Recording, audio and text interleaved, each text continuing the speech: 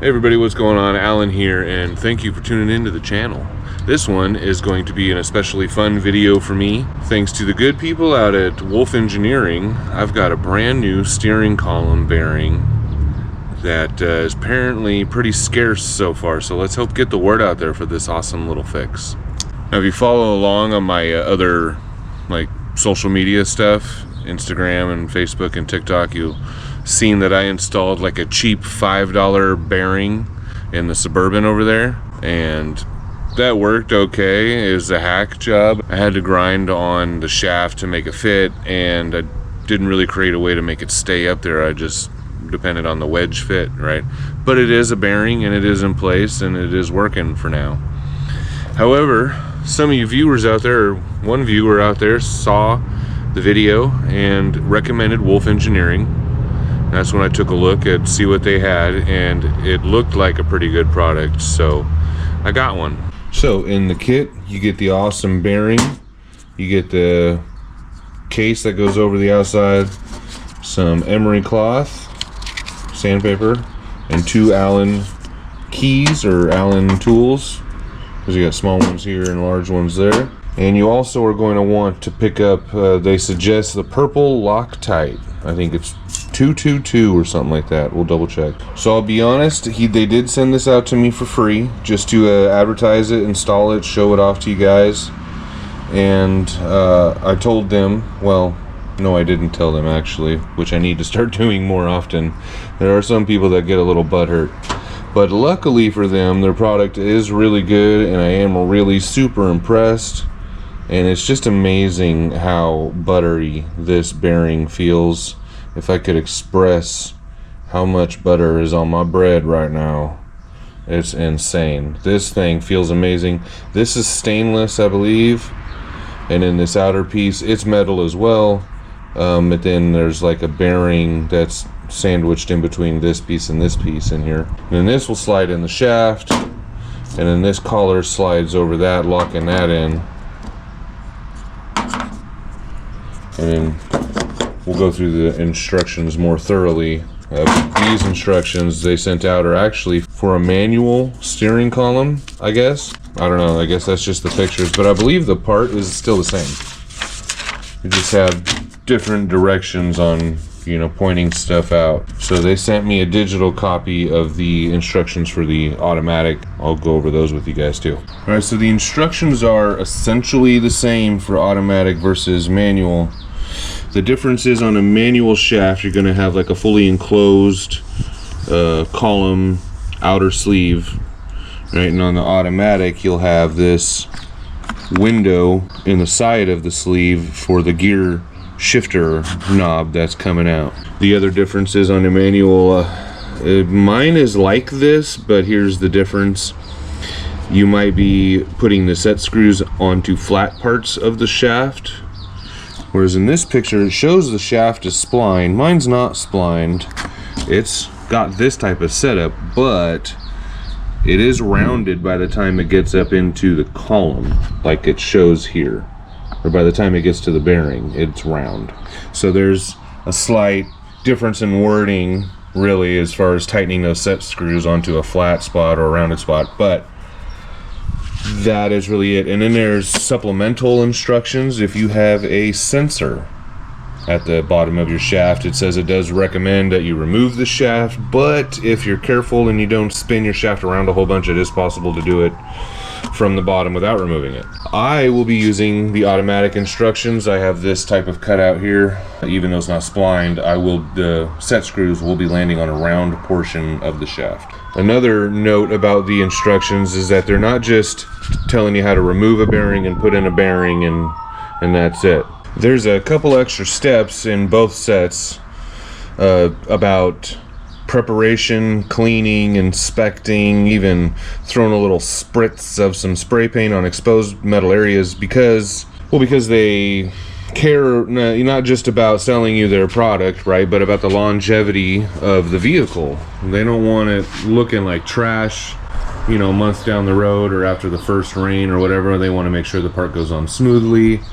And so to give you the best possible chance of this working out and looking as great as it should, they took the time and threw a couple extra tidbits of information in here if you want to go that far. I think that's really awesome personally. Like I said, made in the USA. These guys care about their product and their customers. They're not just trying to sell some shit. This is their Facebook page, Wolff Engineering, and they are 3D printing that one that's for the sensor. If you scroll right there, that's the casing. So they're making everything. And bullet trays. I thought that's cool. That's kind of random. Bullets and steering column bearings. Okay. There's the inner cases, the inner stainless cases, or I don't know, what races, I guess. And I got on here because I wanted to see if maybe that's a Ford truck one. Oh, they're doing Fords too. Another Ford truck. So maybe I was wondering if my outer casing was wrong because they thought I had a manual and not an automatic, but I don't know what photos they're using. Those ones are different, I think. No, maybe not. You see, mine has this big obvious step, and pictures almost look like they just have a groove, both in this one and the ones on my phone. So I don't know if I got the wrong casing or not, but oh well, I'm gonna put it in. We'll see if it works, because it seems like these set screws, according to the directions, they want them to go through the piece of metal. In the automatic, it's too blurry, but they're supposed to go through the tiny slot where the C-clip ring slid into, those tiny little slots that the C-clip rings were slid into. The set screws are supposed to go into and then land in a groove in the bearing. Right now these set screws kind of land just before the edge when this is in here, so I don't know if I got the manual or what. Wolff Engineering, let me know, guys. And I also did pick up the Loctite 222. This is just a low duty, it's called low strength. So it's from what I was reading, it kind of depends on like the size of the fastener. You want low strength for small, tiny items, screws or fasteners. Oh, looks like I'm missing a grub screw. That would explain a lot. So you're going to want to remove the bolt that goes all the way through. Even though mine's aftermarket looking, yours is going to be very, very much the same as far as this goes. Should be a bolt going all the way through you're going to want to remove. And because it's collapsible, once you wiggle this free, look at that play. So that is exactly what we're trying to eliminate, and that is all play up in here.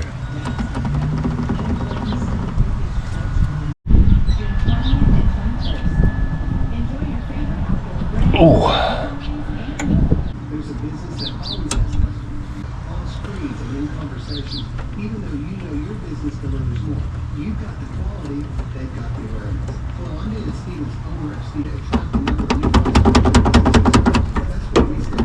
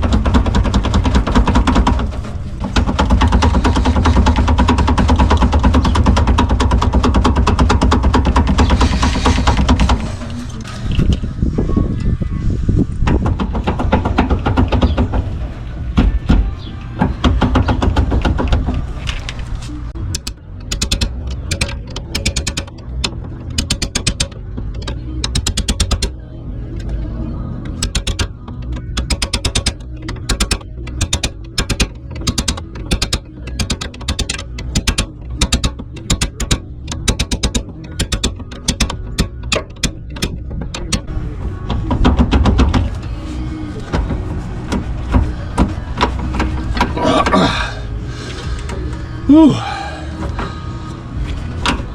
It's harder to collapse than I thought it would be. Yeah, that's nasty, so that's definitely what we want to clean up. Alright, we'll remove the clip with a little mechanic's pick here. And then that sleeve should pop off, hopefully. Alright, so those are the slots here where the C-clip just came out of. One there, and I think there's one underneath. There's 3 of them, but that's where the set screws are going to go through the slots in these tabs, and then they're going to land on the bearing on the inside of this. For now, this should just come right out.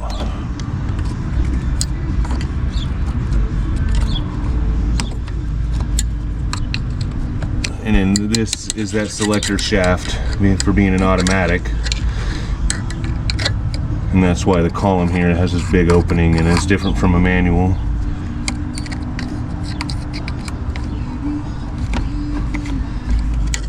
Leave it right there. Flat side up. One thing I should mention is if you have an airbag, if you got the newer like 95.5 and up or whatever it is, and you have the newer interior with an airbag, you don't want to go spinning your shaft around a whole bunch or at all. Try to keep it straight. And that includes that steering column with that sensor at the bottom. Don't go spinning it around. Just keep the shaft straight. Make a mark. Do something to where if it does spin a little bit, you know where it goes right back. But don't do more than like 1 or 2 rotations, because you'll mess up like a clock spring in here. And if you got the sensor down here, you could mess that up, according to Wolff Engineering as well. And you can see it's gross, and that's all those instructions wanted you to take care of. They knew, right, that you're going to get into your almost 30-year-old vehicle and it's going to look like this. So they just want you to clean it up, make it look real nice and pretty, because the piece you're putting on there is really, really nice looking too. Right? So why not clean it up, right? So that being said, you do not want to know how I just did that. Alright, so this is the old. There's no bearing in there at all. It just rides on the plastic. And then you saw I wiggled it, how worn out that was, and this was what went over it, and a little clip there. Let's get some sun shots, huh?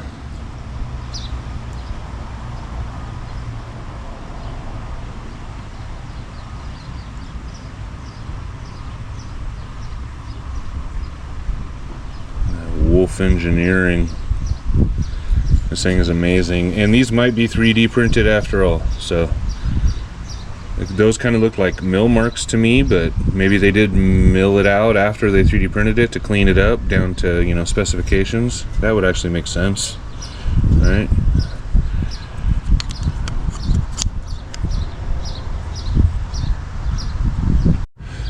First thing we want to do now is test fit, because we might have to squeeze in. Oh. Alright, now it's time for the test fit. And it's pretty good, but you can see my tabs are a little pointed out. It's a little loose. I want it a little tighter. So I'm going to take some pliers. Oh, well. Maybe not. Maybe I'll go get a hammer and tap it in the rubber mallet and tap them in instead. Or when taking this thing out, it's going to be like a whole project. I got to take the whole column out. There's a piece up front. Oh, that works. It's thinner than I thought.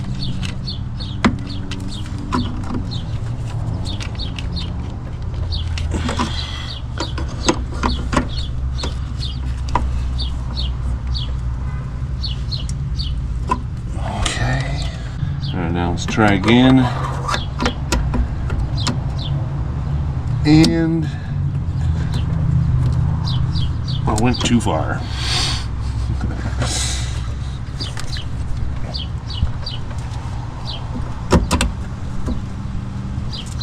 Oh, there we go. There we go. Let's see. I'm gonna have to go through and like reset this so the logos are and everything are pointing up when the wheel is pointing forward. But that's the test fit, and that looks good. Well, that is a beautiful fit. Now we're gonna throw some grease on all the diameters here, just to try to eliminate any rattling. Well, that is a lot. I don't want that much.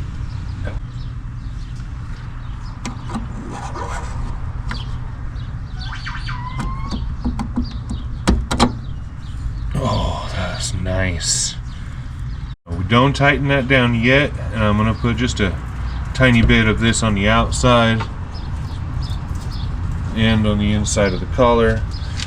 And if you look here, there's a little dot. That's gonna go right in the center of this cutout. That is for the gear shifter. That will ensure that the grub screws here will fall into these 3 slots. And that's what you're going for, essentially, is to put those grub screws in those slots. And that is a tight fit. That's awesome, actually. I'm not complaining. I would complain if it slid on easy, actually. And maybe I don't have one of the screws out quite far enough. Witness mark in the middle, right about there. Grub screws lined up with the slots.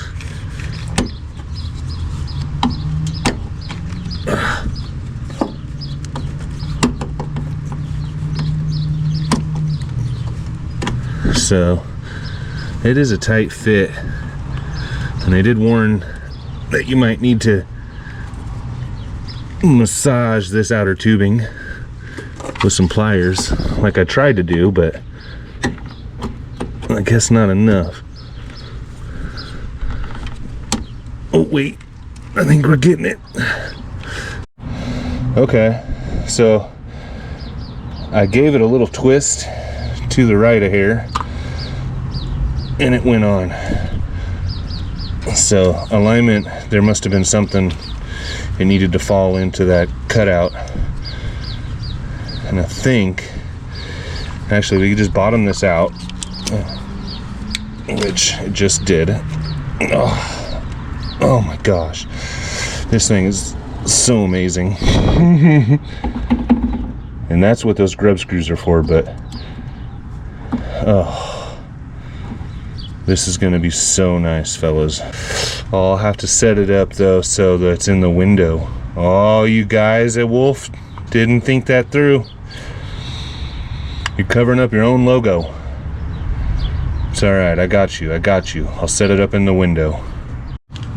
All right, so these grub screws or set screws do not get, it didn't say to anyways to put any locking stuff on this, but just on the ones for the stainless collar. So these will get tightened down. It says in big bold letters too, do not remove them from the collar and do not over tighten. So they should end up being flush with the casing when it's all done. So we'll go through and put all 3 there and see what happens. Okay, last screw. I did the bottom one first because of gravity, and I did see it, I think I saw it move the center column around a little bit. So I think these do help with aligning that center cartridge. And this one actually starting to feel really tight right when you get flush, so I think it's important there to listen to instructions. And this one down here is almost in the way of this thing. Oh, there we go. But you can shift it, so. I'm gonna slide this on before I tighten those collar bolts because I don't know where center is and I want to show off the logo and blah blah blah blah. This one will go in first because we got to line up that hole that goes all the way through.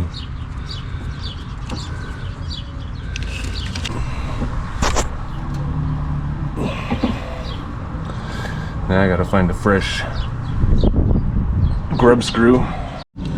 Well, there was a flaw in my thinking. They have these 4 cutouts in the collar here for the 4 screws, and they don't line up with the wheels being straight while the logo is appearing through one of those windows, so I've got to do some guesswork, turn the wheels a little bit. Oh, that was lucky. Purple.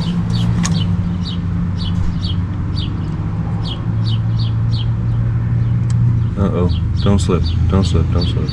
So we'll do this 3 more times. All right, and the last one.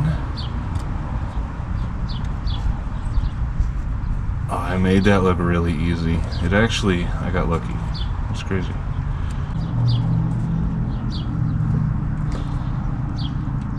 Okay. So side note too, I want to point out that the directions for the automatic column did say that these set screws here were supposed to fall into a groove that is in the cartridge, the metal black piece, not the silver metal piece, but the black metal piece that went inside the column. That was supposed to be a groove, not a step down, like what I have, according to the directions and what the pictures look like. Because these set screws, when I test fitted them together, they did not fall on the edge of that step down either, so they were essentially just going into a flat part of the cartridge bearing, no groove, no slope or nothing. So I think I might have got the wrong inner bearing, but it's all working the same nonetheless. Bum, ba, ba, ba, ba, ba, ba, ba. There it is. Man, does that look nice. Really cleans it up. That's pretty sweet. Thank you, Wolff Engineering. That's so nice. Now I'm missing a grub screw, so the U-joint's rocking a little bit right here. But if I hold it, you can see that compared to the beginning, it's solid, man. There's no movement whatsoever, and it's obvious. It's because of all the set screws, you know, you saw me install it. It's a beautiful thing. Bye, AJ. Thank you guys so much for watching. I appreciate it if you made it this far. Please like, please subscribe, please hit the bell. Please check out wolffeng.com. That's Wolff with 2 F's, ENG. And go pick yourself up one of these amazing fixes for the steering column. Please check out my other social media for the other short videos on the unboxing of this thing on Instagram, Facebook, and TikTok. And until next time, peace.